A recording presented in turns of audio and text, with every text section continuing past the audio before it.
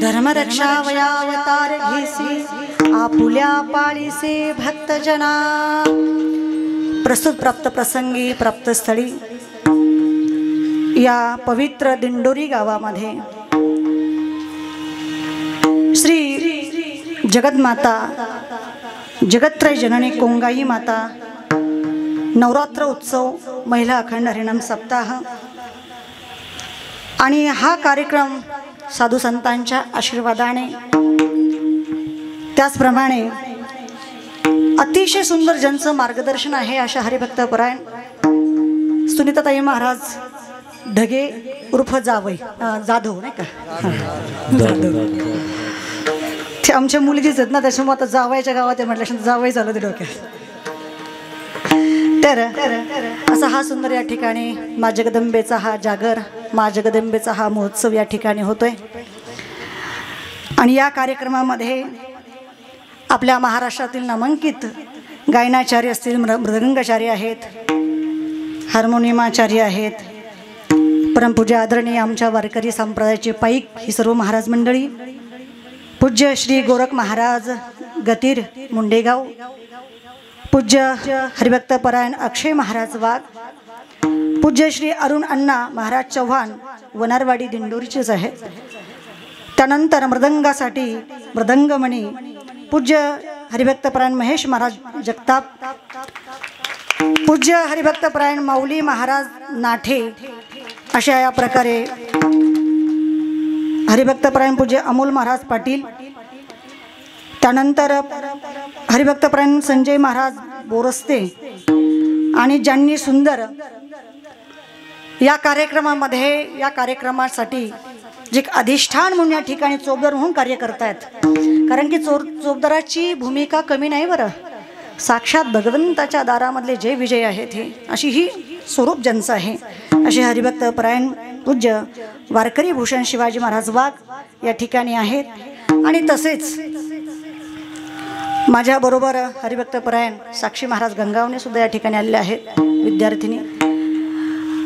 माझ्या पाठीमागे ज्या आद्यशक्ती जगदंबेच्या अंश स्वरूपाने माता भगिनी आहेत ह्या सर्वच तसेच या ठिकाणी नवरात्र उत्सव म्हटल्यानंतर फक्त महिलाच पाहिजे असं काही नाही कारण की शिव असल्याशिवाय शिवाला सुद्धा महत्त्व नाही शिवाशिवाय शक्तीला महत्त्व नाही शक्तीशिवाय शिवाला महत्त्व नाही आणि म्हणून या ठिकाणी शिवस्वरूपात असणारी ही सर्वच वारकरी मंडळी मस्तक हे पायावरी वारकरी संतांच्या अशी ही सर्व गुणीजन आणि आपण सर्व समोर माता भगिनी तरुण कन्या बालकन्या कुवारी तसेच माईक सिस्टीम ज्यांची आहे अतिशय सुंदर आहे आमच्या विनेकरी माता आहेत त्याचप्रमाणे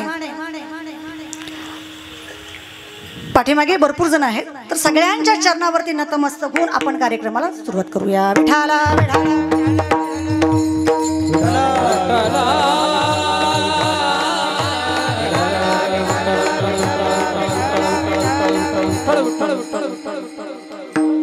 कार्यक्रम अतिशय सुंदर आहे। मा जगदंबेचा हा दरबार आहे गेली 6 दिवसापासनं बरोबर आहे ना 6 दिवस का 5वा दिवस 7वा दिवस आहे ना आजचा 6 दिवस झाले आजचा 7वा दिवस आहे। अतिशय आनंदामध्ये हा कार्यक्रम चालू आहे ज्यांच्यामुळे या ठिकाणी माझं येणं झालं अशा असणारे आमच्या सुनीताई महाराज जाधव।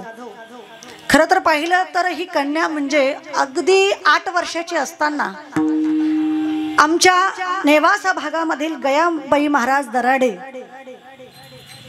परमपूज्य आदरणीय जंगले महाराज जी म्हणतात डोंगरगणचे एक वेळेस आग्नीला हातात धरावं पण त्या बाईच्या नादी कोण लागू नये एवढं प्रखर वैराग्य आणि अशा प्रखर वैराग्याच्या सानिध्यामध्ये गेली 7-8 वर्षे त्या कन्येने काढली। जसं म्हणायचं तसं साधूचा फार विचित्र स्वभाव असतो। साधू म्हणजे तुम्हाला असं वाटतंय का लगेच गेलं त्यांच्या पुढे त्यांनी तुम्हाला लगेच स्वीकारलं हा प्रत्येक क्षणाला तुमची परीक्षा केली जाते थापटून थोपटून बघितलं जातं त्रासही दिला जातो पाहिलं जातं की हा राहतो की जातो म्हणून पहिली परीक्षा असते आणि प्रखर वैराग्य आहे गुरुवर्य गयाबाई महाराज दराड्यांचं, आणि त्यांच्या सानिध्यामध्ये राहून 8 वर्ष त्या कन्येने खूप छान सेवा केली आहे. जसं म्हणतील जिथं बस म्हणलं का तिथं बसायचं, उठ म्हणलं का उठायचं. चांगलं मला आठवतंय, मी आळंदीमध्ये शिक्षण घेत असताना माझ्याही त्या गुरुवर्यच आहेत. अगदी 6वीत असताना मी त्यांच्याकडे काही कालापर्यंत त्या ठिकाणी राहिले, अध्ययन त्यांच्याकडे केलं. मी जेव्हा जेव्हा पाहायचे तेव्हा आमची सुनीताताई अगदी छोटीशी गयाताई महाराज पुढे चाललेले असायचे आणि ही त्यांच्या मागे तुरु तुरु तुरु तुरु पळायची. म्हणजे एक साधूच्या सानिध्यामध्ये राहिलेला माणूस कधी वाया जात नाही. विठाला विठाला,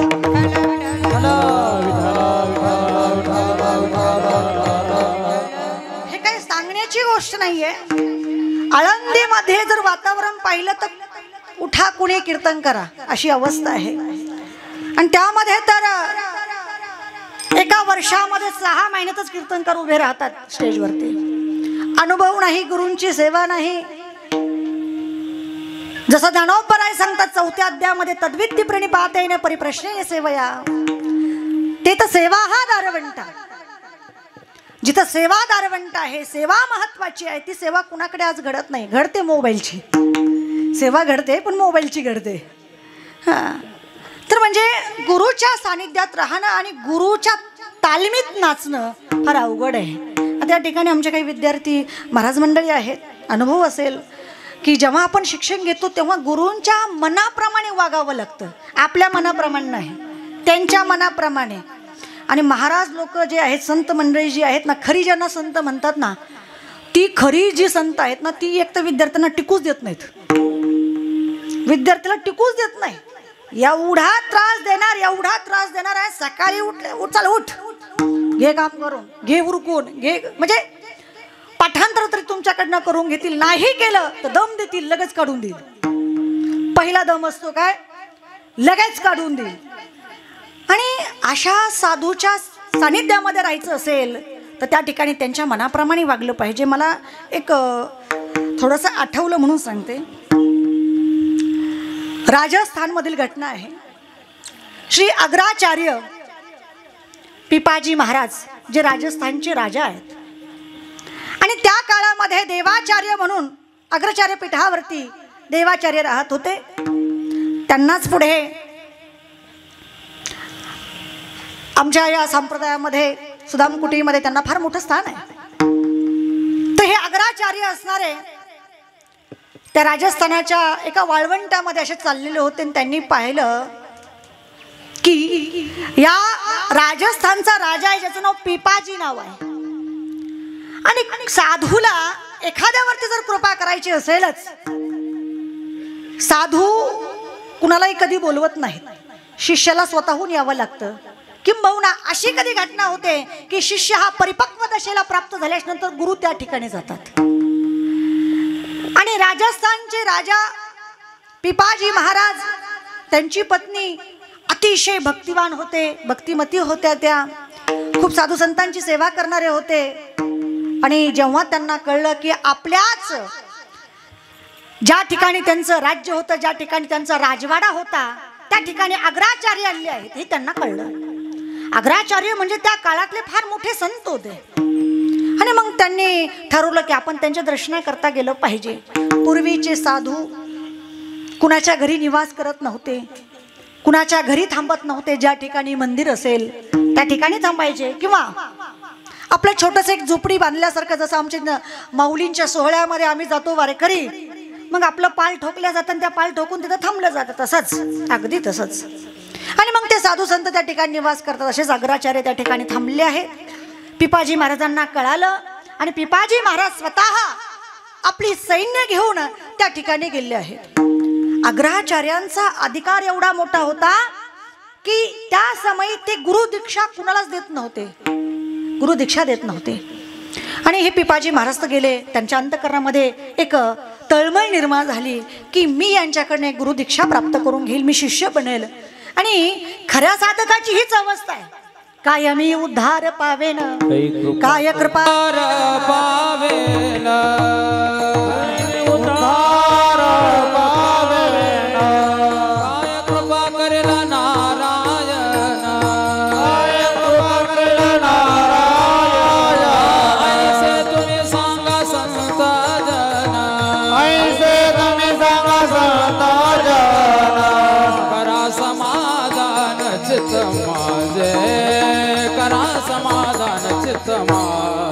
करा समाधान चित्तमाय करा समाधान चित्तमाय।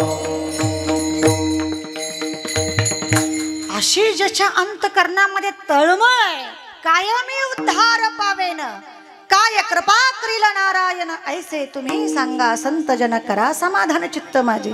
अशा अंतकरणामध्ये तळमळ राजा पिपाजी त्या ठिकाणी गेलेले आहेत।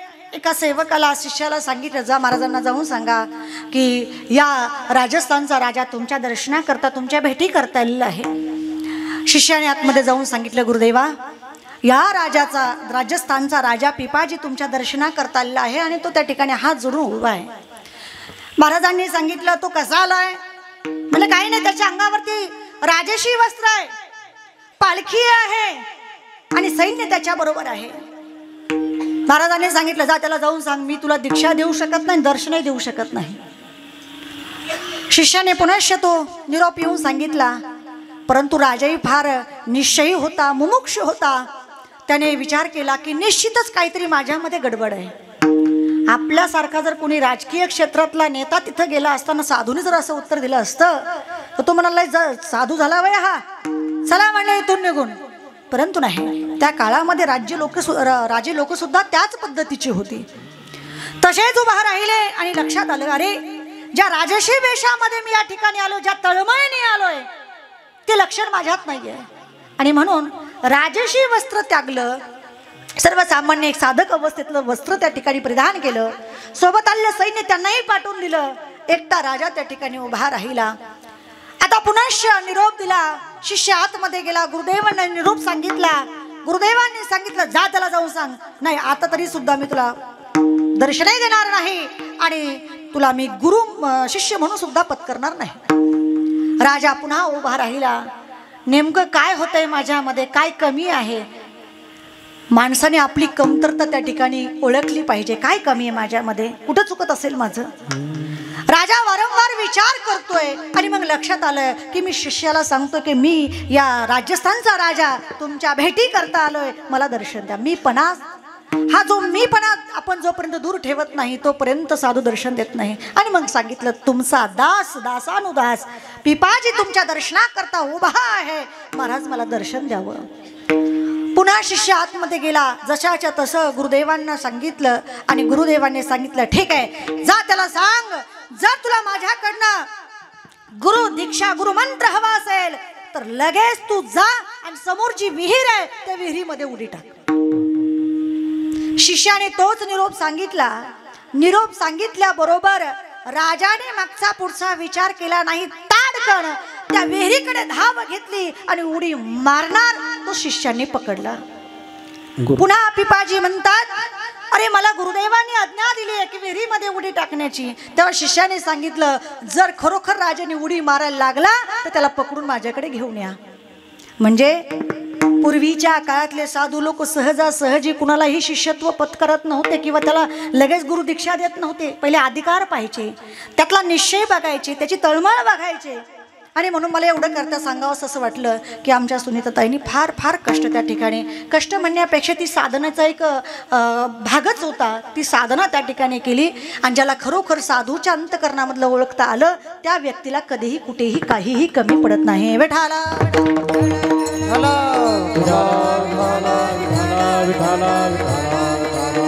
आता तुमच्या माहिती करता सांगते तर आमचे महाराज मंडळी आहेत जर एवढ्या सप्ताहाचं नियोजन एखाद्या कीर्तनकार मुलीने केलं असतं तर तिचा चालणं बोलणं तिचे ते साडी तिचं ते अवडंबर किती तुम्हाला बाहेर कार्यक्रमाला जाऊन बघा तुम्ही।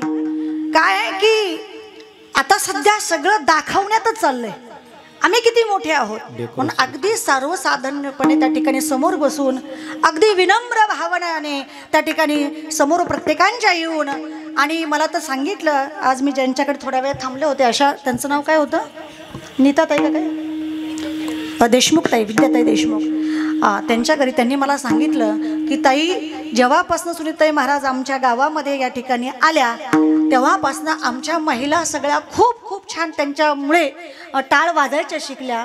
हरिपाठामध्ये पाऊली कशी खेळायची हे त्यांनी शिकवलं। खूप अथात प्रयत्न त्यांनी केलेत, खूप कष्ट त्यांनी घेतलेत. आणि म्हणून एकदा असं सुंदर तुमच्या सगळ्यांसाठी ज्याने आपल्या स्वतःला त्रास देऊन एवढा सगळा कार्यक्रम घडून आणला, त्यासाठी एकदाच सुनीताईसाठी सगळ्यांनी टाळ्या वाजल्या पाहिजे. ढाला वे ढाला वे ढाला वे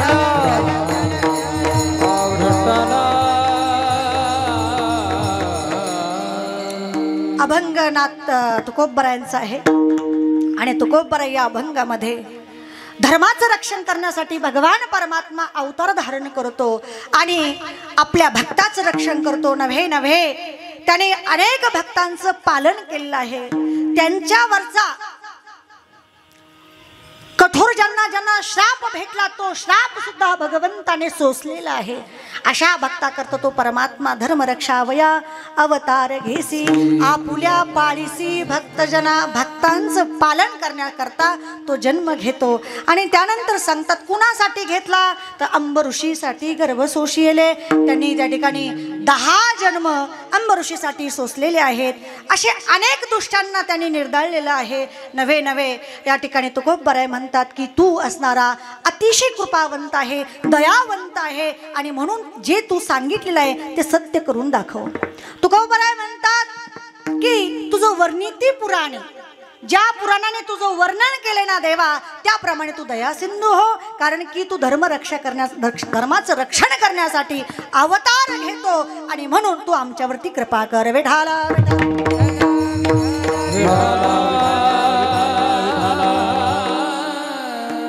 बघा, नवरात्र चालू आहे. मा जगदंबेचं या ठिकाणी अधिष्ठान आहे. मा जगदंबा या पवित्र पावन भूमीमध्ये ताईने सांगितलं की स्वयंभू मूर्ती आहे, स्वयंभू तांदळ आहे. आणि हा जो भाग आहे ना, हा भाग म्हणजे जगदंबेच्या कृपा आशीर्वादानेच या ठिकाणी कृपांकित आहे. या ठिकाणी तिची कृपा आहे. वणीची जगदंबा माता 3.5 पीठापैकी एक असणारी सप्तशृंगी माता, आणि तिच्या पवित्र सानिध्यामध्ये हा कार्यक्रम आहे. आणि म्हणून थोडंसं नवरात्राचं चिंतन करूया आणि मग अभंगाकडे जाऊया. कारण की ती सुद्धा धर्माचं रक्षण करण्यासाठीच येते. कारण की ती स्वतः सांगते इत्थम यदा यदा बाधा दानोत्थो भविष्यति तदा तदा वतिर्याहम करिष्याम्य भरी संशयम. ती स्वतः सांगते की ज्या ज्या वेळेस धर्मावरती ग्लानी येते त्या समयी मी अवतार धारण करते आणि माझ्या भक्तांचं रक्षण करते. याच शब्दाला अनुसरून हा अभंग सेवेकरता घेतलेला आहे. आपल्या भारत देशामध्ये 4 नवरात्री आहेत. 4 नवरात्री पडतात वर्षभरामध्ये. पहिली नवरात्र आहे ती चैत्रामध्ये प्रारंभ होते की ज्या दिवशी गुढीपाडवा त्याच दिवशी नवरात्रीला प्रारंभ होतो आणि रामनवमीपर्यंत नवरात्री असते. त्याला वसंत नवरात्री असं म्हणतात. दुसरं नवरात्र जे आहे ते आषाढ महिन्यामध्ये आहे, तर त्याला गुप्त नवरात्री असं म्हणतात. जे लोक मा शारदेची कठोर साधना करतात, ज्याला आपण म्हणूया की उग्र तपस्या जे करतात किंवा जे उग्री लोक असतात, जादूटोणा करणारे, त्यांच्यासाठी ती विशेष रूपाने ती साधना आषाढ महिन्यामध्ये असते. त्यानंतर तिसरं नवरात्र पडतं ते म्हणजे आता सध्या अश्विन शुद्ध प्रतिपदेला जे प्रारंभ होतं, म्हणजेच त्याला शारदीय नवरात्र असं म्हणतात. आणि त्यानंतर एक माघ शुद्ध प्रतिमेला जे प्रारंभ होतं त्यामध्ये सुद्धा एक नवरात्री आहे, त्याला सारस्वत नवरात्र असं म्हणतात. विठाला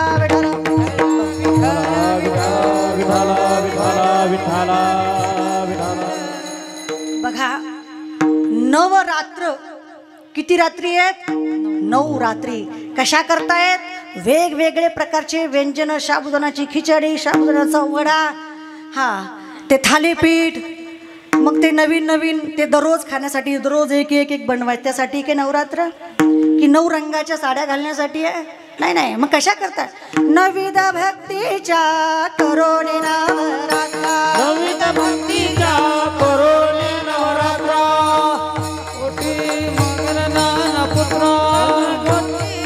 मागे ज्ञानपुत्रा सद्भाव अंतरीचा मित्रा, सद्भाव अंतरीचा मित्रा, सद्भाव अंतरीचा मित्रा, सद्भाव अंतरीचा मित्रा. सासरा साठी नको पत्रा,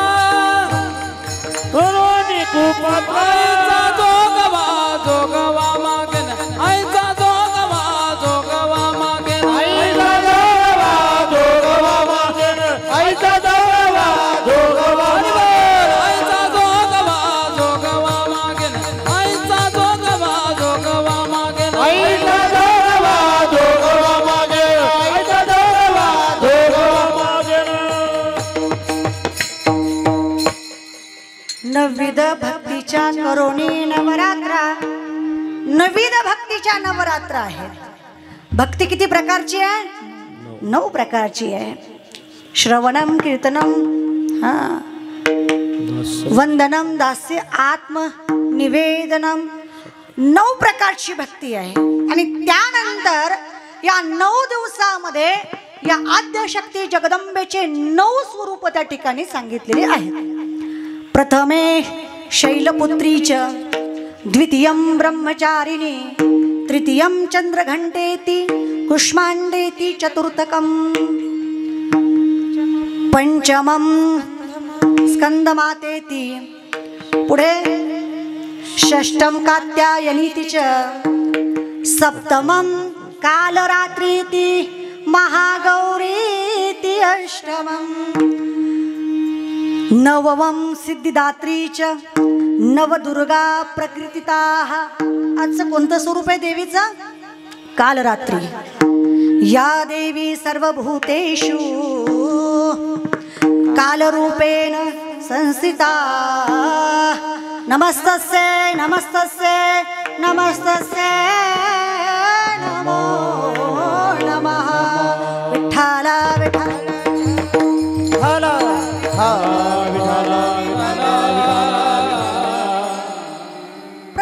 दिवशी एक एक देवीचा अवतार आहे। तो तिने कशा कशा करता घेतला त्याचं महात्म्य सांगितलेलं आहे। आणि म्हणून मी तर असं म्हणते, एकाच आमच्या स्त्रीमध्ये ही 9 रूप तिच्यामध्ये अंगीभूत आहेत। कशी आहेत माहिती आहे? ज्यावेळेस ही आमची माता गर्भधारण करते, गर्भामध्ये त्या बालकाचं लालन पालन करते, त्याचं पोषण करते, ती गर्भावस्था जी आहे, त्या गर्भातला जो शिशु आहे, जी कन्या आहे, तीच शैलपुत्री आहे। ज्याला ही शैलपुत्री कळाली नाही, मुलगी आहे म्हणून डॉक्टरने सांगितलं आणि तिकडे जाऊन त्या मुलीची हत्या केली, त्याला नवरात्र पावन होणार नाही। त्यांनी पहिल्या देवीची काय केली? हत्या केली आहे। दुसरी आहे ती ब्रह्मचारिणी। तीच कन्या जेव्हा जन्माला येते, अगदी वयाच्या 17 वर्षापर्यंत म्हणा, 18 वर्षापर्यंत म्हणा, 21 वर्षापर्यंत म्हणा, जी ब्रह्मचर्याचं पालन तंतोतंत करते आणि आपल्या पित्याचं यश वाढवते, तिलाच खरं ब्रह्मचारिणी असं म्हणतात। त्यानंतर तिसरी आहे चंद्रघंटेती। चंद्राची जो प्रकाश आहे चंद्राचा, तो कसा आहे? अतिशय स्वज्वल आणि त्या समयी ती खरी कोण आहे? कुष्मांड आहे। त्यानंतर आहे जिचं स्वरूप स्कंदमाता। ही स्कंदमाता कधी बनते माहिती का? ही स्त्री ज्यावेळेस ती गर्भधारणा करते आणि गर्भधारणा केल्याच्या नंतर ती गर्भामध्ये जशी सुशोभित दिसते आणि आपल्या बालकाला जन्म देऊन त्याचं संगोपन चांगल्या प्रकारे करते, नव्हे त्याचं प्रत्येक दुःखामध्ये, प्रत्येक संकटामध्ये स्वतः पुढे होऊन त्याचं रक्षण करते, ती खरी स्कंदमाता आहे। त्यानंतर आहे षष्ठम कात्यायनी तिचं। तीच स्त्री जेव्हा आपल्या मुलांचं संगोपन छानपैकी करते, आपल्या पतीला प्रत्येक कार्यामध्ये सहकारी बनते, नव्हे जर पतीवर कितीही संकट आलं तरी स्वतः खंबीरपणे त्यांच्या बरोबर राहते, तीच खरी कात्यायनी माता आहे। त्यानंतर येते सप्तमम कालरात्री। ज्या समयी आपल्या घरावरती काही संकट ओढतं किंवा आपल्या घरच्यांचं रक्षण करण्यासाठी जी कालरात्री रूपी देवीचं त्या ठिकाणी स्वरूप धारण करते आणि सगळ्यांच्या पुढे होऊन सांगते, घाबरू नका, मी आहे, तिला म्हणायचं कालरात्री माता। त्यानंतर पुनश्च तिचं स्वरूप त्या ठिकाणी बदलता, तीच असणारी महागौरी म्हणून होते। महागौरी अष्टमम, 8वं तिचं स्वरूप त्या ठिकाणी निर्माण होतं। कधी? ज्या समयी ती आपल्या घराचं अगदी चांगल्या प्रकारे त्या ठिकाणी सेवा करते, नव्हे तीच असणारी आपल्या सासू सासऱ्यांची, अगदी आई वडील आणि सासू सासऱ्यामध्ये कुठल्या प्रकारचा भेद न ठेवता अशी सेवा ज्या ठिकाणी करते, आपल्या घरच्यांचं पालन पोषण करते, आपल्या घरामध्ये सुख दुःखामध्ये सामील होते, तीच खरी कोण आहे? महागौरी आहे। नव्हे जसं म्हणतात ना, भगवान शंकर असणारे शिव आणि पार्वतीचं स्वरूप एकच आहे, बरोबर आहे की नाही? एकाच नाण्याच्या दोन बाजू आहेत. तसं स्त्री घरातली जी आहे तीच आपल्या पुरुषाबरोबर, पतीबरोबर त्याच्या बरोबरीने उभा राहते, हीच महागौरी आहे. आणि शेवटची राहते ती सिद्धदात्री. 9वा तिचं जे स्वरूप आहे ती सिद्धदात्री. अगदी म्हातारी झाल्याच्या नंतर आपल्या घरातली जी वृद्ध स्त्री आहे, आपल्या वागण्याने, आपल्या सुसंस्काराने आपल्या सगळ्यांचं ती यश वाढवत असते. आणि ज्या समय तिचा मृत्यू होतो त्यावेळेस सगळ्यांना ती सिद्धी प्रदान करून जाते. तिला सिद्धिदात्री असं म्हणतात. विठाला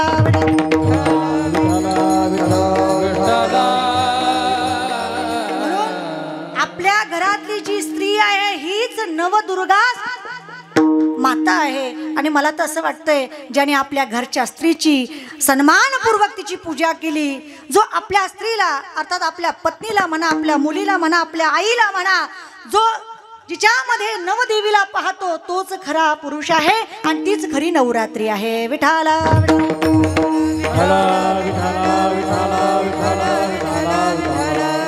घरच्यांना विचारायचं नाही.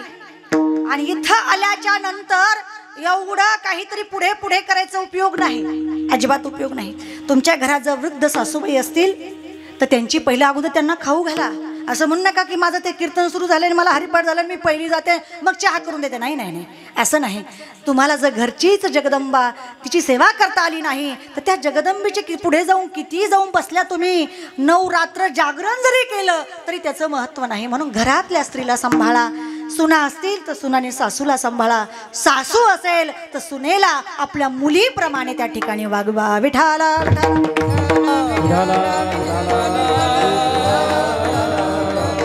आणि म्हणून खरी देवी तुमच्या आमच्यामध्येच आहे. आणि म्हणून म्हणतात, या देवी सर्वभूतेषु नारी रूपेण संस्थिता, नमस्तस्यै नमस्तस्यै नमस्तस्यै नमो नमः. या समस्त नारीमध्ये ती जगदंबा निवास करते. एवढंच काय, देवी भागवतामध्ये 9वा स्कंद आहे. गेल्याच्या नंतर बघा, पहिल्या अध्यायापासून 10व्या अध्यायापर्यंत एकदा वाचन करा. त्या ठिकाणी सांगितलंय की भगवान श्रीकृष्णाच्या आज्ञेने 5 देवींची नियुक्ती केली आहे. आणि त्यामध्ये श्री राधाजी असतील, महासरस्वती असेल, कालरात्री असेल, महालक्ष्मी असेल, या सर्व देव्या असणारे यांना या जगताचं कार्य करण्यासाठी त्या ठिकाणी दिलं आहे. तर मला एवढंच सांगायचं की तिथेच असं एक शब्द आहे की ह्या समस्त ज्या स्त्रिया आहेत या सर्व या दिव्य शक्तीच्या अंश स्वरूप आहेत. विठाला बघा, तुम्ही आपापलं स्वतःचं चिंतन करा. तुम्ही स्वतःचं चिंतन करा. ज्या वेळेस असणार तुम्ही किती घरामध्ये एखाद दिवशी खूप शांत राहतात, अगदी शांततेत कुणाला काही न म्हणता तुमची कामं व्यवस्थित तुम्ही करतात, अर्थात त्या समय तुम्ही शांत सत्वगुणी महालक्ष्मी आहात, है की नाही? आणि ज्या समयी तुम्ही आपल्या मुलाला त्याला काहीतरी शिक्षा देत असतात, काहीतरी त्याला विद्या संपादन करत असतात, त्यावेळेस तुम्ही महासरस्वती बनता. आणि जेव्हा भांडायची वेळ येते तेव्हा, बरोबर आहे की नाही? मग तो आपला नवरा असला तरी सुद्धा हे पदर खोसले जातो. काय समजतो तुम्हाला? काय समजतो तुम्हाला? आणि मग तेव्हा ती खरोखर महाकाली त्या ठिकाणी प्रगट होते की बिचारा सुद्धा घाबरतो. म्हणे आता काही नादी लागायचं काम नाही, तो बिचारा पळून जातो घराच्या बाहेर. खरं आहे की नाही काका? एकदा का असं म्हणतात ना, पुरुष फार गमतीने म्हणतात, एकदा की आमची बाई तापली रे तापली, मग काही खरं नाही बुवा. हा, कारण की यांना माहीत असतं ही कालरात्री महाकाली कशी आहे. एकदा का तापली रे तापली, तो किती मोठा शिव असला तर त्याला तिच्या पुढे झोपावंच लागतं. विठाला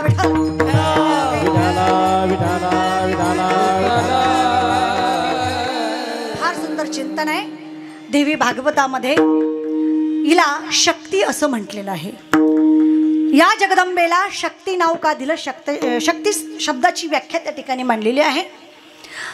त्या ठिकाणी म्हणतात, ऐश्वर्य वचनश्च ती पराक्रम एवच. ऐश्वर्य म्हणजे शक्ती आहे आणि ती शब्दाचा अर्थ पराक्रम आहे. जी ऐश्वर्य आणि पराक्रमी आहे तिलाच शक्ती असं म्हणायचं, किंवा जी शक्ती ऐश्वर्य आणि पराक्रम प्रदान करते तिला शक्ती असं म्हणायचं. त्यानंतर याच शक्तीला पुढे प्रकृती असं नाव दिलेलं आहे. काय दिलंय? प्रकृती. या प्रकृतीचं चिंतन करत असताना असं म्हणतात की भगवान शिवाच्या शरीराचे दोन भाग झाले. एक दक्षिणांगी पुरुष जन्माला आला आणि वामांगी एक प्रकृती म्हणजे स्त्री पुरुषाचा जोडा निर्माण झाला, आणि या दोघांतच या सृष्टीची उत्पत्ती झालेली आहे. आणखीन असं जर सांगायचा विचार केला तर जसं एक नाणं असतं, 1 रुपया घ्या, एकाच नाण्याला 2 बाजू असतात, बरोबर आहे की नाही? एकाच नाण्याला 2 बाजू असतात, पण नाणं एक असतं की नसतं? जर एक बाजूला काढण्याचा प्रयत्न केला तर होणार आहे की नाही? नाही होऊ शकत. एकच नाणं त्याला जशा 2 बाजू असतात तसं एकच शक्ती आहे, तीच एकीकडनं शिव आहे आणि एकीकडनं शिव आहे. विठाला विठाला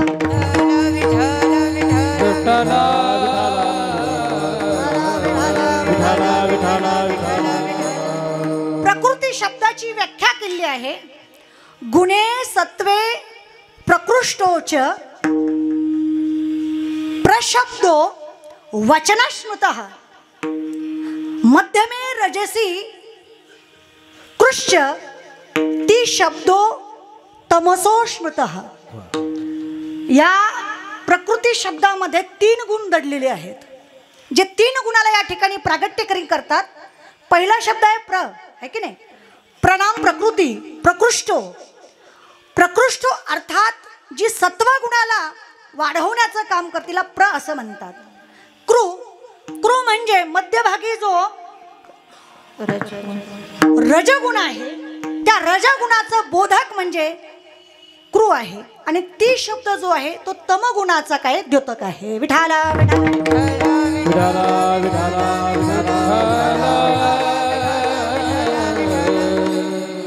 प्रकृती म्हणजे नेमकं काय? तर प्रकृती तिलाच म्हणायचं की जिचं स्वरूप लक्षण हे 3 गुण आहेत. 3 गुण कोणते? सत्वगुण, रजगुण आणि तमोगुण. हे 3 गुण जेव्हा समान अवस्थेमध्ये राहतात, सांख्याचार्य म्हणतात की सत्वरजस तमसाम साम्यावस्था प्रकृती ही. हे 3 गुण जेव्हा समान अवस्थेला असतात तेव्हा तिला प्रकृती असं म्हणतात, बरोबर की नाही? आणि हे 3 गुण जेव्हा एकत्रित येतात तेव्हा या प्रकृतीचं कार्य होत असतं. विठाला विठाला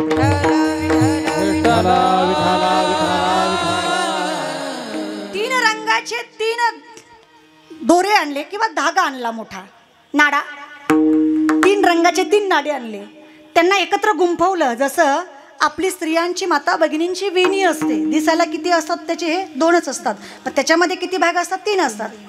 तसं सत्व रज तम गुण या 3नी मिळून जी प्रकृती तयार होते, परंतु दिसायला एक प्रकृती आणि पुरुष असे 2 जण दिसायला असतात, पण त्याच्यामध्ये 3 गुणांनी बेदलेली असते. विठाला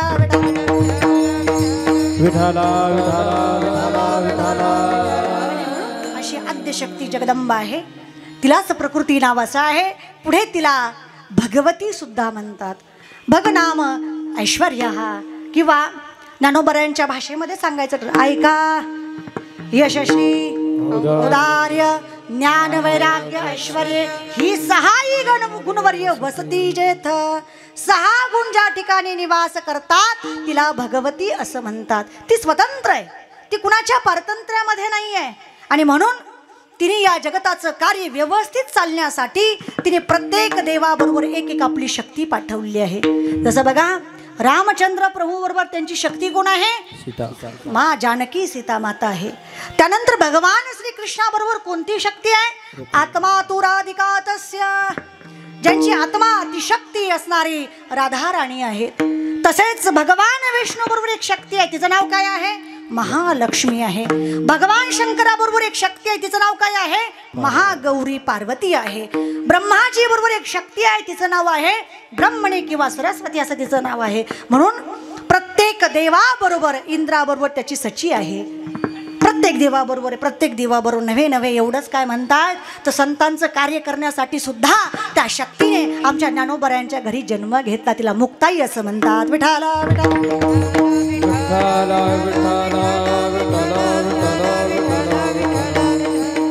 आदिशक्ती मुक्ताबाई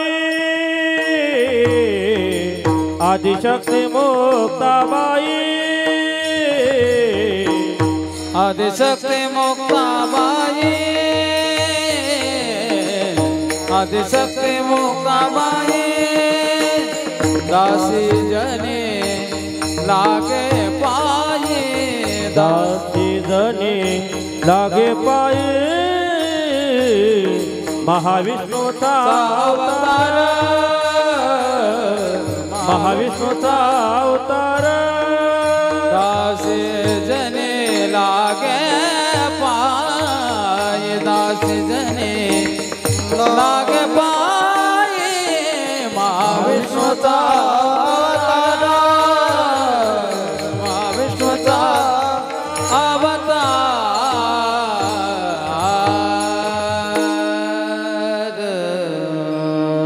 संतांचं कार्य हे निर्विघ्नपणे पार पडावं याकरता त्याच आद्यशक्तीने आमच्या मुक्ताबाईंच्या रूपाने त्या ठिकाणी जन्म घेतलेला आहे। एवढंच काय तर त्या देवी भागवतामध्ये सांगतात की ती शक्ती असणारी स्वर्गामध्ये स्वर्गलक्ष्मी म्हणून राहते। ती शक्ती गृहस्थाच्या घरी गृहलक्ष्मी म्हणून निवास करते, व्यापाऱ्याच्या घरी वाणिज्य रूपाने त्या ठिकाणी निवास करते, आमच्या संत महात्म्यांच्या घरी कृपा रूपाने शांती रूपाने निवास करते। आणि ज्या ठिकाणी कलह चालू आहे किंवा ज्या ठिकाणी पापी निवास करतात त्या ठिकाणी ती कलह रूपाने निवास करते। विठाला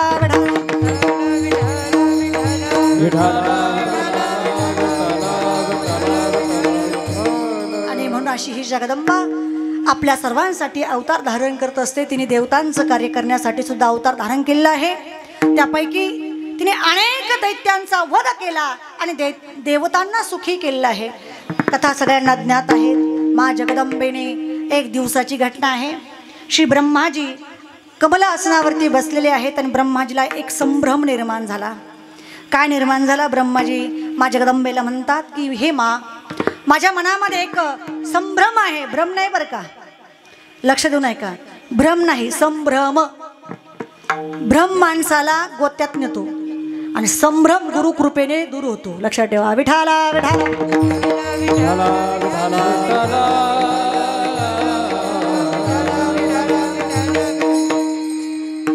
संभ्रम निर्माण झाला ब्रह्माजींना आणि ब्रह्माजीने प्रश्न केला आद्यशक्ती जगदंबेला की हे माँ, वेदाने ज्या द्वितीय ब्रह्माची व्याख्या केली आहे, एक द्वितीय ब्रह्म, ज्या ब्रह्माची व्याख्या केली आहे ते ब्रह्म तू आहे की तुझ्यापेक्षा काही ते वेगळं आहे? ब्रह्माजी स्वतः त्या ठिकाणी प्रश्न करतात। एकमेवा द्वितीयं यद ब्रह्मवेदा वदन्ति वै। ब्रह्माने त्या ठिकाणी प्रश्न केला। माँ जगदंबा हसायला लागली आणि ब्रह्माजीला सांगितलं, हे ब्रह्माजी, वास्तविक पाहता मी आणि ब्रह्म हे वेगळे नाहीतच, आम्ही एकच आहोत। ज्याला भगवंत म्हणतात आणि जिला भगवती म्हणतात आमच्यात काहीही कसलाही प्रकारचा भेद नाही। पण भेद तुम्ही आम्ही पाडला। कारण की प्रत्येकाने आपापला देव कसा मोठा सिद्ध करायचा याच्याच मागे लागले आहेत। तुमच्यापेक्षा आमचं मोठं की आमच्यापेक्षा तुमचं मोठं। आता ही कीड आमच्या सप्ताहामध्ये सुद्धा सुरू झाली आहे। यांच्यापेक्षा आपला मोठा झाला पाहिजे, त्यांच्यापेक्षा आपला मोठा करण्यापेक्षा श्रद्धायुक्त अंतकरणाने भावनेने करा, कारण की भाव श्रेष्ठ आहे। आणि जर भावनेने केला तर ती जगदंबा या ठिकाणी उभा राहिल्याशिवाय राहणार नाही। विठाला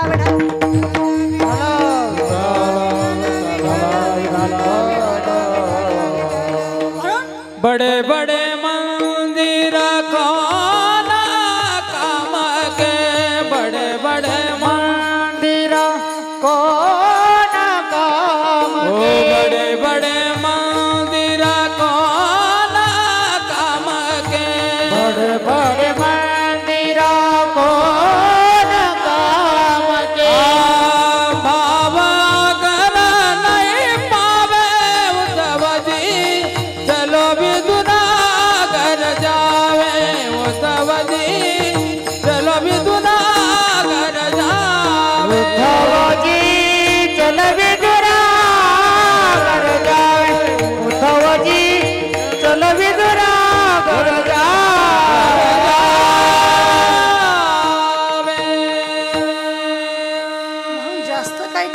करण्यापेक्षा एवढंच करा, मन हा मोगरा अर्पणेश्वरा, मन हा मोगरा अर्पणेश्वरा, मन हा मोगरा पुनरपि संसारायण,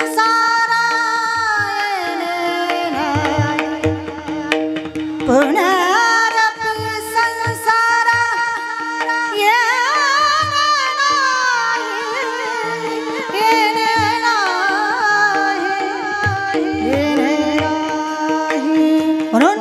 मन हा मोगरा अर्पणेश्वरा. 8:30 वाजलेत आणि याच्यानंतर आता किती सांगायचं अर्ध्या तासामध्ये. म्हणून फार मोठं विस्तृत चिंतन आहे. म्हणून भावनेने करा. भाव हा सर्वश्रेष्ठ आहे, बाकीच्या गोष्टी महत्त्वाच्या नाहीत. तर या ठिकाणी सांगितलं ब्रह्म आणि मी वेगळी नाही.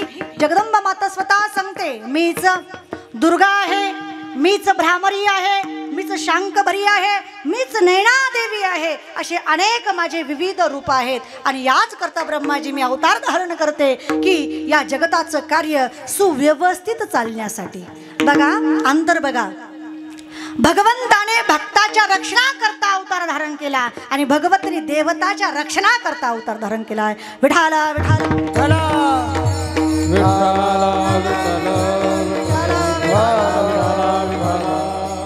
छोटे मोठे काम देवीने केले नाही, मोठे मोठे बडे बडे जे बडे बड्यांना करता नाही आले ते देवीने केले आहे की नाही. जे बड्या बड्यांना नाही करता आलं ते देवीने कामं केले आणि म्हणून तिला सर्वश्रेष्ठ आद्य शक्ती जगदंबा परांबा म्हणतात. म्हणून काही गोष्टी घरात सुद्धा आपल्या स्वतःला नाही कळल्या तरी एकदा तरी तिला जाऊन विचारलं लागतं, काय ग ते असं आहे, असं करायचं का नाही. मग ती सांगते, शांतपणे उत्तर देते, हा असं असं करा. म्हणजे जे बड्या बड्याला जमत नाही ते तिला जमतं. विठाला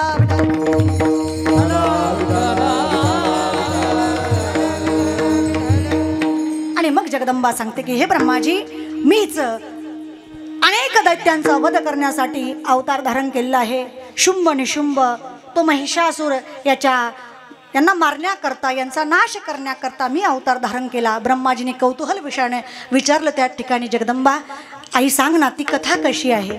इथं काही कथा सांगायची नाही, आपल्याला सरळ सरळ सांगायचं आहे. ब्रह्माजी सांगतात की जगदंबा सांगते, महिषासूर नावाचा दैत्य जो देवतांना त्रास देऊ लागला आणि देवता लोक असणारे भगवान विष्णूकडे गेलेले आहेत. कारण की या महिषासुराने ब्रह्माजीकडनं वरदान घेतलं होतं की मला मृत्यूच नको आहे म्हणे. ब्रह्माजी म्हटले, बाबा मलाच मरायला लागतं तर तुला कुठून मी अजरामर करू शकतो, आहे की नाही. माणसाने कुणाकडे मागावं, ज्याच्याकडे दानत आहे त्याच्याकडे.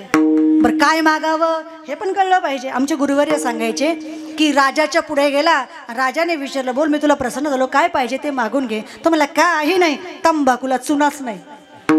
अरे काय बेटा मागतोयस. राजा प्रसन्न झाला, राजा काहीतरी मागून घे, तुझं आयुष्य बदलून जाईल. पण नाही ना, काही काही ना मागावं कसं हे कळत नाही आणि कुणा पुढे काय मागावं हे सुद्धा कळलं पाहिजे. गुरुवर्य फार हास्य विनोदाने सांगायचे पाठामध्ये की मला ती मराई देवी असते ना, मराई गावाच्या बाहेर, आणि एक भक्त गेला तिच्याकडे आणि तिच्याकडे गेल्यानंतर तिला तो प्रार्थना करू लागले, हे मराई माता मला बसायला घोडा दे, मला बसायला घोडा दे. देवी प्रसन्न झाली, तिने सांगितलं, येडा का खुळा, मीच गाडवर बसले, घोडा कुठून देऊ तुला. तसं ज्याला मागायचंय तो तेवढा सर्वशक्तिशाली पाहिजे. ब्रह्माजी म्हणले, मला काय मागतोय बाबा, मलाच मरावं लागतं, माझंच आयुष्य मर्यादित आहे, तर तुला मी कसं अजरामर वरदान देऊ. मग त्यांनी सांगितलं, एक काम करा, मी कुणाच्याच हाताने मरू शकत नाही, मी कुणालाच घाबरत नाही, पण सगळ्यात दुर्बल अशी असणारी एकच पात्र आहे ती म्हणजे स्त्री. त्या काळात महिषासुराने चूक केली, कशाची, दुर्बल पात्राची. जी सर्व शक्तिशाली आहे तिला काय समजलं, दुर्बळ. आणि मग परिणाम पुढे काय झाला सगळ्यांना माहिती आहे. देवता घाबरली, भगवान विष्णूकडे गेले, सगळे विष्णूकडेच जातात आणि मग जाऊन तिथं प्रार्थना करतात, जय जय जय हे जामजित दोष ग्रभीत गुणाम त्वमसि यदात्मना समवरुद्ध समस्त भगा अग जगदोक सामखिल शक्य वबोधकते क्वचिद जयात्मना चरतो नुचरण्य निगमः. भगवंताची प्रार्थना केली. भगवंत म्हणलं, झालं काय, म्हणले काही नाही, तो महिषासुर नावाचा दैत्य त्रास देतोय आम्हाला, मग भगवंत म्हणले आता एक काम करा, जी त्याला मारणारी आहे त्यांनी वरदानच मागून घेतलं होतं ना की मला स्त्रीच्या हाताने मृत्यू यावा, मग तिचं तुम्ही आराधना करा, तिला जागृत करा. आणि मग तिला जागृत करण्यासाठी बहुतेक आमचे तुकोबराय सुद्धा त्यांच्या बरोबरच असावे. आणि म्हणून तुकोबराय आता त्या जगदंबेची प्रार्थना करतात आणि अभंगाचं पहिलं चरण. धर्मरक्षावया अवतार घेसे, धर्मरक्षावया अवतार घेसे,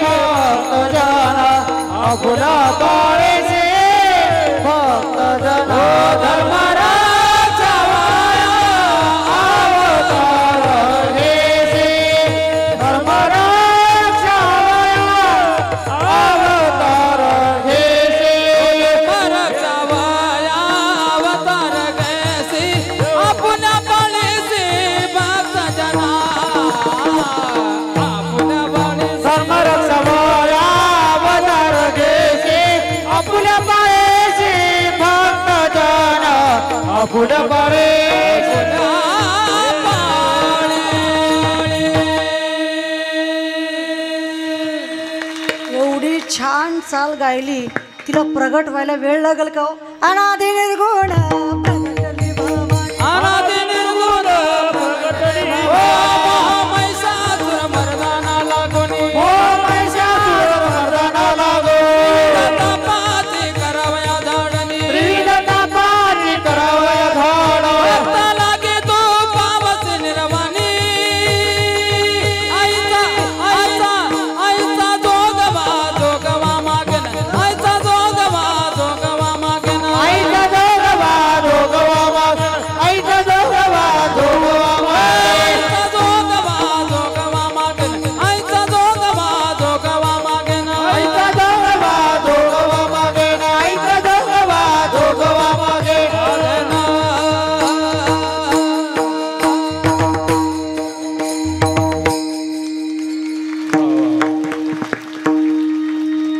अंगावरच काटाला महाराज, खरोखर देवी प्रगटच झाली त्या ठिकाणी.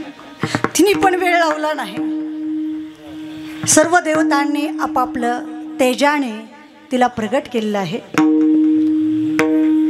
श्री वेदव्यासजी त्या ठिकाणी वर्णन करतात, प्रत्येक देवतांनी आपापलं तेज, दिव्य तेज बाहेर काढलं आणि सगळ्यांच्या तेजाने एक दिव्य गोळा बनलेला आहे. आणि त्या गोळ्यामधनं एक सुंदर अतिशय देखणी की जिचं मुनिजन योगीजन ध्यान करतात. मुनींद्र वृंद वंदिते त्रिलोक शोकधारिणी, प्रसन्न वक्त्र पंकजे निकुंज भूविलासिनी, ब्रजेंद्र भून नंदिने ब्रजेंद्र सूनु संगते, कदा करिष्यसि हमां कृपा कटाक्ष भाजनम्. अतिशय देखणी आहे, लावण्यवती आहे की जिच्या स्वरूपाचं वर्णन करणं अशक्य आहे, जिथे शब्द अपुरे पडतात, अशी ती सुंदर देवी त्या ठिकाणी प्रगट झाली. श्रीदेवी भागवतामध्ये चिंतन आहे की कुणामुळे तिचं काय काय शरीर तयार झालं आहे. सर्वप्रथम भगवान शंकराच्या तेजाने तिचं मुखमंडल निर्माण झालेलं आहे. भगवान विष्णू यांच्या तेजामुळे तिच्या 18 भुजा निर्माण झालेल्या आहेत. यमदेवता यांच्या तेजाने तिचे कुरुळे कुरुळे काळे केस त्या ठिकाणी तयार झाले आहेत.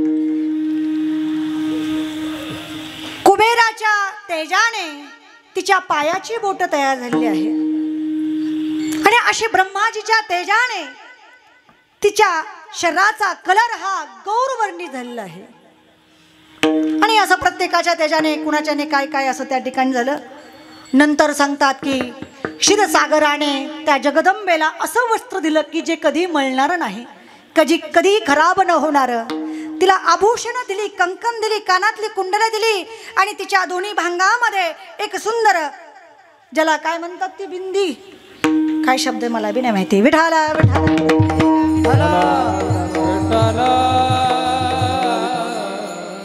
सुंदर आभूषण क्षीरसागराने दिले आहे. त्यानंतर भगवान विष्णूने आपल्या हातातलं सहस्त्रदळ नावाचं चक्र तिला प्रदान केलं आहे. भगवान ब्रह्माजीने श्री गंगेच्या जलाने भरलेले कमंडलू तिच्या हातामध्ये दिलं आहे. भगवान शंकराने आपलं त्रिशूळ तिच्या हातामध्ये दिलं आहे. वरुण देवताने तरकश बाण आणि एक पाश तिला दिला आहे. इंद्राने तिला एक वज्र दिलेला आहे आणि त्या वज्राबरोबर ऐरावत नावाच्या हत्तीच्या गळ्यातली घंटा तिला दिली आहे. असं प्रत्येक देवताने, वायुदेवताने तिला सुंदर असणारे कर्णफुलं दिली आहेत. कुबेर देवताने कधी न सुकणारी अशी पुष्पमाळ त्या ठिकाणी समर्पित केलेली आहे. प्रत्येकाने आपापले त्या योग्यतेप्रमाणे तिला सामुग्री दिली. अतिशय सुंदर ती दिसत आहे. हिमालयाने ते सिंहच दिला आणि मग ती सिंहावर बसलेली आहे. 18 भुजा जिच्या आहेत, 18 भुजामध्ये 18 आयुध आहेत आणि अशी त्या ठिकाणी सुशोभित आहे. आणि मग तिने सांगितलं, हे देवतांनो काय कार्य आहे. देवतांनी सांगितलं, महिषासुर नावाचा दैत्य आहे की ज्याच्यामुळे आम्ही अतिशय त्रासलेलो आहोत आणि आम्हाला माहिती आहे की तुझं कार्य हे रक्षणाचं कार्य आहे. आणि म्हणून तू आपल्या भक्तांचं प्रतिपालन करण्यासाठी, पालन करण्यासाठी तू ते कार्य कर. आणि मग जगदंबा पृथ्वीचं शासन किंवा पृथ्वी जेवढी मोठी आहे ना, चारही बाजूने ज्याचं राज्य आहे त्याला चक्रवर्ती राजा असं म्हणतात. आणि हे चक्रवर्ती राज्य ज्यांच्या स्वाधीन आहे असे अंबरीश राजा आहेत. विचार करा, एवढा मोठा राजा आणि त्याच्याकरता भगवंताने जन्म सोसले. याचं कारण काय आहे? त्याचं कारण एकच आहे की अंबरीश राजांसारखी भक्ती कुणाचीच नव्हती. एकदा नारद महर्षी अंबरीशींच्या घरी आले आहेत, म्हणजेच अयोध्येमध्ये. बरं, अयोध्येचे राजा म्हणजे अवधपुरीमध्ये, ही अवधपुरीचीच घटना आहे. जेवढे सूर्यवंशातले राजे झाले ते अयोध्येमध्येच झाले आहेत. अयोध्यामध्ये जेव्हा नारदजी येतात तेव्हा अंबरीश महाराज बसलेले आहेत आसनावरती. नारदांना पाहिल्याबरोबर त्या ठिकाणी प्रणिपात केलेला आहे. स्वागत सत्कार, आतिथ्य पूजन त्या ठिकाणी झालेलं आहे. आणि मग प्रश्न करतात की नारदजी सांगा ना, या भारतभूमीमध्ये असे कोणते कोणते श्रेष्ठ भक्त आहेत की ज्यांचं तुम्ही मला एखादं कथन सांगा.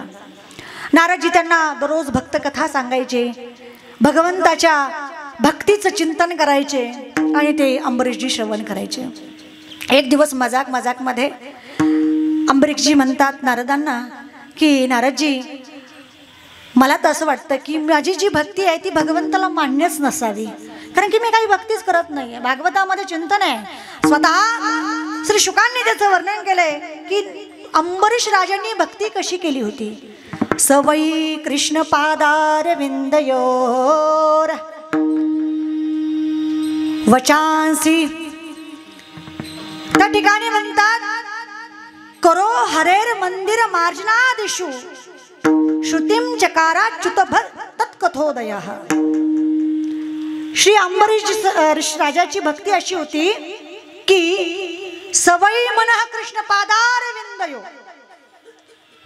वचांसी वैकुंठ गुणान वर्णने. हे मन जे आहे ना, मन सदैव भगवंताच्या नामामध्येच त्या ठिकाणी त्याला रममान केलेलं आहे. त्यांचे हात जे आहेत ना, हात ही केवळ आणि केवळ भगवंताच्या भक्ती करताच आहेत.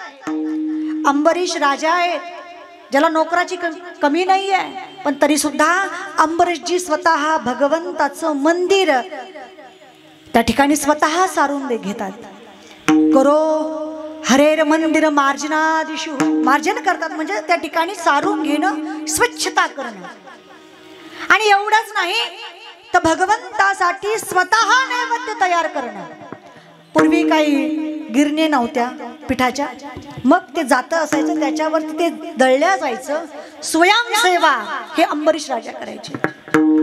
अंबरीश राजांना 300 पत्न्या आहेत. किती आहेत? 300. 300 पैकी एक सुद्धा बोलवलं नाही मदतीला. का? तर भगवंताची भक्ती करत असताना कुणाची मदत घ्यायची नसते.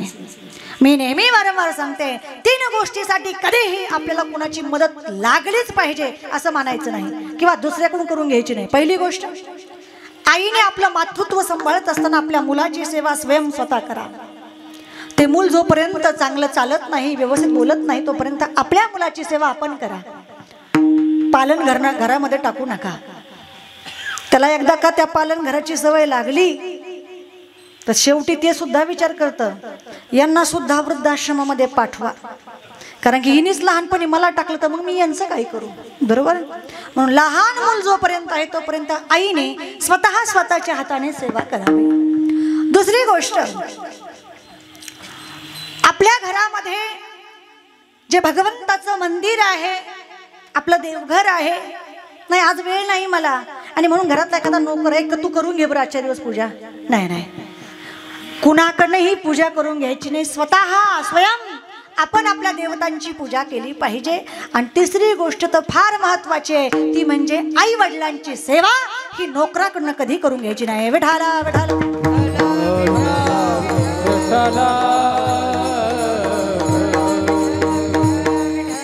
हे बघा, तुम्ही किती वाऱ्या करता, तुम्ही किती मोठा परमार्थ करता, किती जग तुम्हाला मानतं, यापेक्षा तुम्ही तुमच्या घरामध्ये जे वृद्ध आई वडील आहेत ते तुम्हाला किती प्रेमाने आशीर्वाद देतात हे महत्वाचं आहे.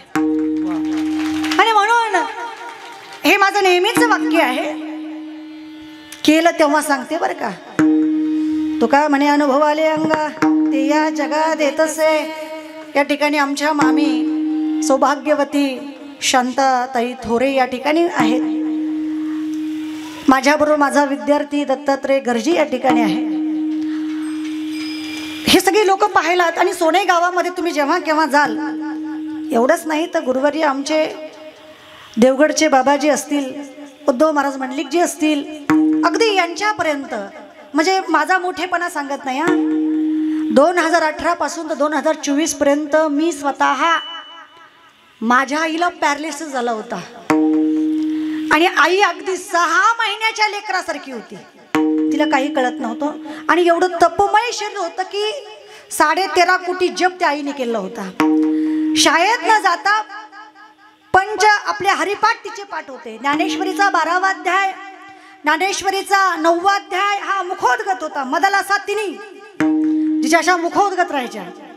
आणि त्याच आईला तिचा जप तो पूर्ण झाल्याच्या नंतर भगवंताची काहीतरी कृपा ती, कारण की साधू संत असणारे कितीही त्यांच्या जीवनामध्ये दुःख आलं तरी ते आपला नियम त्या ठिकाणी टळू देत नाही. आईंची अशी अवस्था झाली होती की आई अगदी 6 महिन्याच्या बाळकाला जसं सांभाळावं लागतं अगदी तशीच. तिला स्वतः उठता बसता काहीच येत नव्हतं आणि तिला जास्त कळतही नव्हतं. फक्त एकच कळत होतं, ते म्हणजे जप करणे. विठाला विठाला.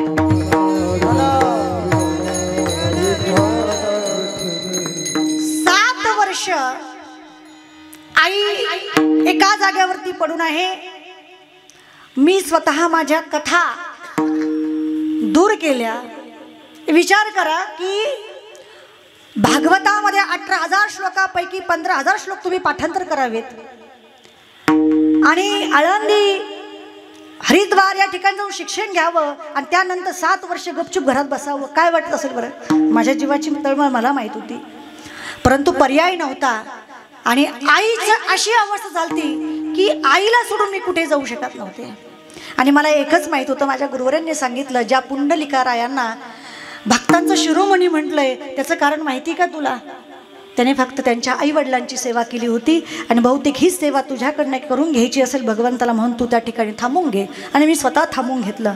आज 7 वर्ष आई एका जागेवर होती. 30 वर्ष ती माझी आई होती आणि 6 वर्ष मी तिची आई म्हणून जगले. तिला जसं आपल्या आईला कळतं ना, आपल्या मुलाला आता भूक लागली असेल, त्याला बोलता येत नाही, आई बरोबर त्याच टायमाला तिला पाना फुटतो आणि त्या बालकाला ती दुग्धपान करते. अगदी तशीच अवस्था झाली होती माझी. आईला भूक लागली की मी तटकन माझ्या असं अंतकरणामध्ये काहीतरी वेगळंच व्हायचं की आईला भूक लागली असेल. ती उठण्याच्या आत मी उठत होते. म्हणजे मी हे केलं फार मोठेपणा नाही, तिने माझ्यासाठी फार मोठं काहीतरी कमवून गेली, फार मोठा पुण्याचा संचय माझ्यासाठी तिने ठेवून गेली आहे, म्हणून मी केलं म्हणजे फार मोठं काही केलं असं काही नाही आहे. मला फक्त एकच सांगायचं आहे, मंदिर में वो भगवान है जिसको हमने बनाया. मंदिर में वो भगवान है जिसको हमने बनाया और घर में माँ बाप वो भगवान है जिन्होंने हमें बनाया. म्हणून ज्यांनी आम्हाला जन्म घातला त्या माते पित्यांची सेवा करणं हे तुमचं आमचं आद्य कर्तव्य. विठाला विठाला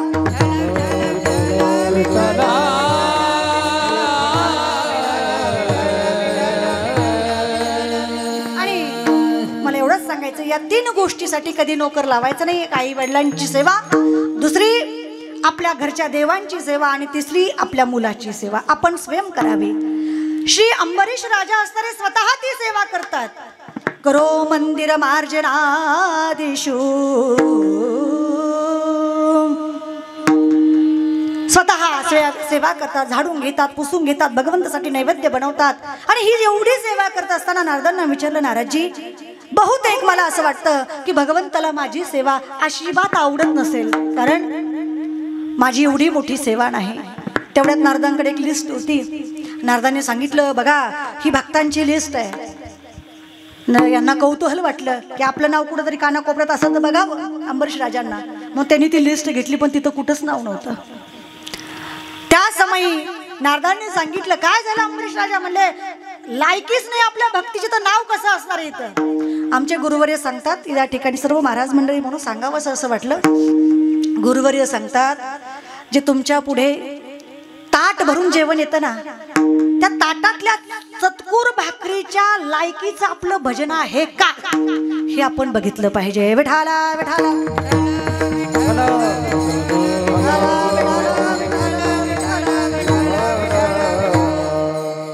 त्या समयी अंबरीशजी म्हणतात, माझं इथं कुठेच नाव नाहीये.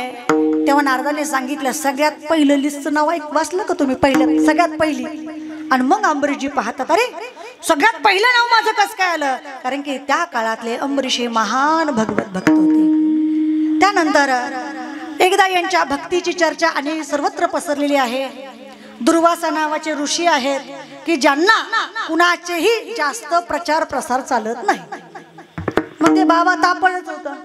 आल्या तिथं परीक्षा बघायला. आल्याच्या नंतर द्वादशीचा दिवस, एकादशी आदल्या दिवशी होती. द्वादशीचं पारणं सोडायचंय. पहाटेचे 5 वाजलेले आहे. श्री यमुनेच्या किनारी अंबरीश राजा आलेले आहेत आणि त्या तेवढ्यात हे महाराज मंडळी म्हणजे अर्थात आमचे दुर्वासा मुनी अनेक शिष्यांना घेऊन आले त्या ठिकाणी. राजाने पाहिलं की द्वादशी सोडायला एक संतांचं दर्शन आपलं घडतं, किती भाग्य आपलं.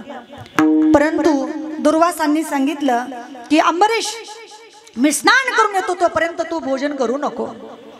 निमंत्रण साधूला भेटलं होतं, साधूच्या अगोदर जेवता येत नाहीये. घटना अशी घडली की त्या द्वादशीचा जी वेळ होती ती संपत चालली आणि त्यामध्ये तर द्वादशी सोडली पाहिजे. मग काय करावं? ब्राह्मणांना विचारलं. ब्राह्मणांनी सांगितलं, एक काम करू शकता, भगवंताच्या चरणामृत घ्या, म्हणजे द्वादशी सुटल्याचं फळही मिळेल आणि संतांच्या अगोदर भोजन न केलं हेही तुम्हाला फळ भेटेल. नुसतं चरणामृत घेतलं ह्या बाबाला तिकडे कळलं, म्हणजे दुर्वासा ऋषीला कळलं. हे तन तन तन तन करत आले. हा, माझ्या अगोदर तू खाल्लं, माझ्या अगोदर खाल्लं, तू काय समजलं मला? आपल्या जटेतली एक जटा उखडली, जमिनीवर आदळली. एक दैत्य राक्षसनी त्याच्यातनं निर्माण झाली आणि अंबरीशींना खाण्यासाठी निघाली. परंतु जाको राखे साईया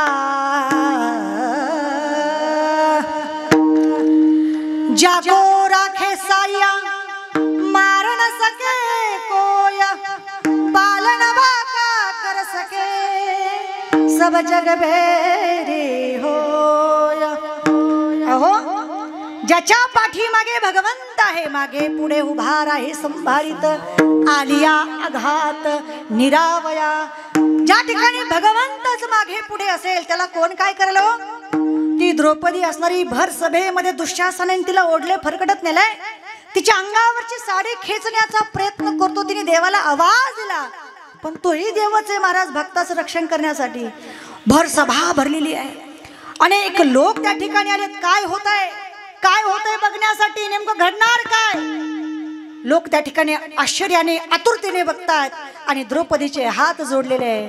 कोठे गुंतलासी द्वारकेच्या राया, वेळ का सखया लाविला, भगवंताचा धावा तिने केला, भगवंत आले, वस्त्र हरणे कैसी झाली माऊली, भगवंताने वस्त्राचं रूप धारण केलं आणि अशी अवस्था निर्माण झाली।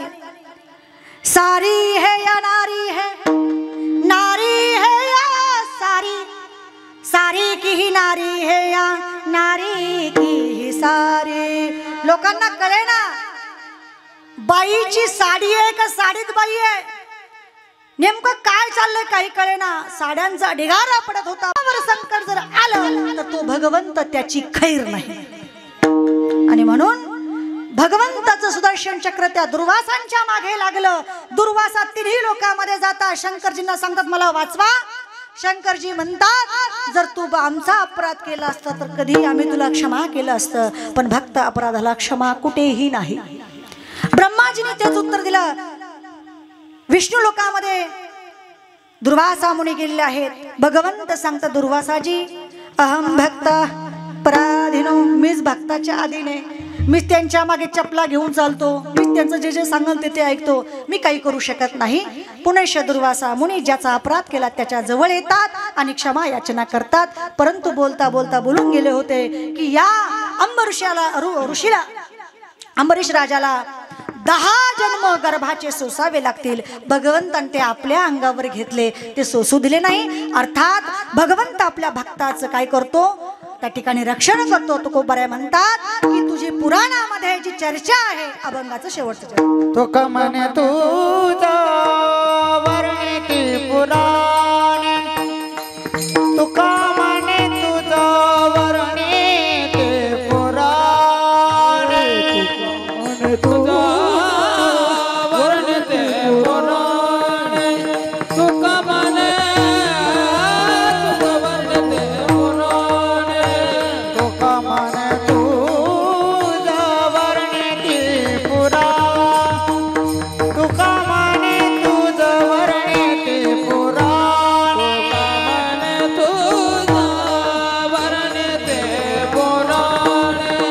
तुका माने तुझ वर्णिती पुराण, होय नारायण दया सिंधू, होय नारायण दया सिंधू, धर्म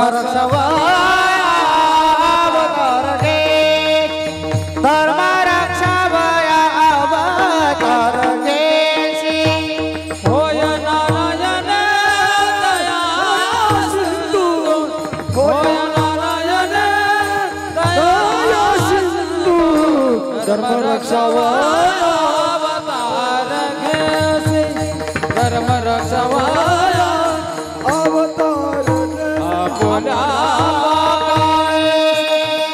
भक्ता जाना फुला पाळे, भक्त जना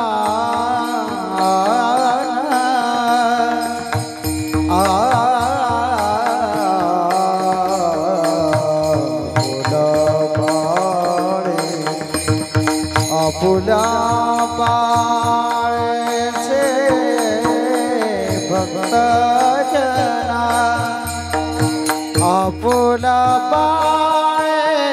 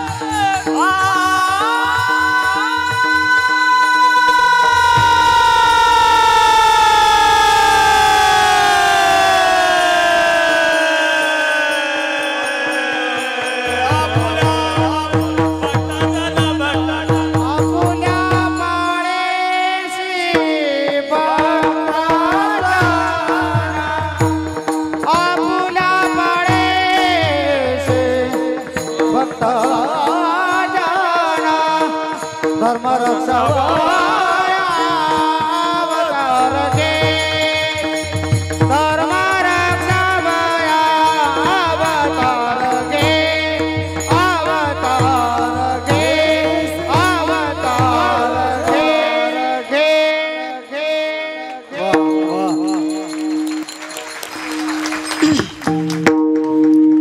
तुका म्हणे तुझ वर्णेती पुराणे होय नारायणे दयानिधी धर्मरक्षावया अवतार घेसी पाळीसी आपुल्या भक्तजना। या ठिकाणी तुम्ही सर्वांनी छानपैकी साथ दिली त्याबद्दल खूप खूप आभार। पुनश्च सुनीताई महाराज जाधव ढगे फार सुंदर नियोजन त्यांनी केलेलं आहे। जाता जाता एकच बोलून जाऊ, आमच्या लेकराला छानपैकी सांभाळा। खूप गुणी आहे, अभ्यासू आहे आणि खूप संतांची सेवा केलेली आहे। कारण काय असतं कधी कधी आपल्या जवळ असतं पण किंमत नसते माणसाला।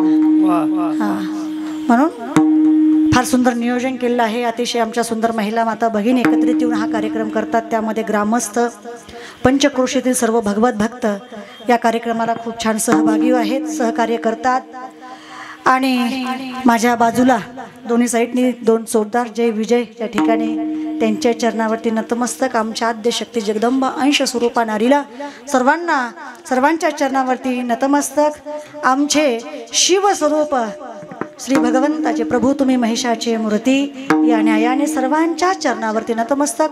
ज्यांनी माईक सिस्टीम छानपैकी सुंदर नंतर का व्हायना पण छान झालं सुंदर, म्हणून आशा दादांचे खूप आभार। त्यानंतर ज्यांनी या ठिकाणी आमच्या विण्यावाल्या ज्या माताजी आहेत त्यांनी या ठिकाणी सुंदर सेवा दिली। अर्थातच सगळेच तुम्ही सर्वजण या सर्वांच्या चरणावरती नतमस्तक झालेली सेवा सद्गुरूंच्या चरणी आणि तुम्हा सर्व वारकऱ्यांच्या चरणी या ठिकाणी समर्पित। रामकृष्ण।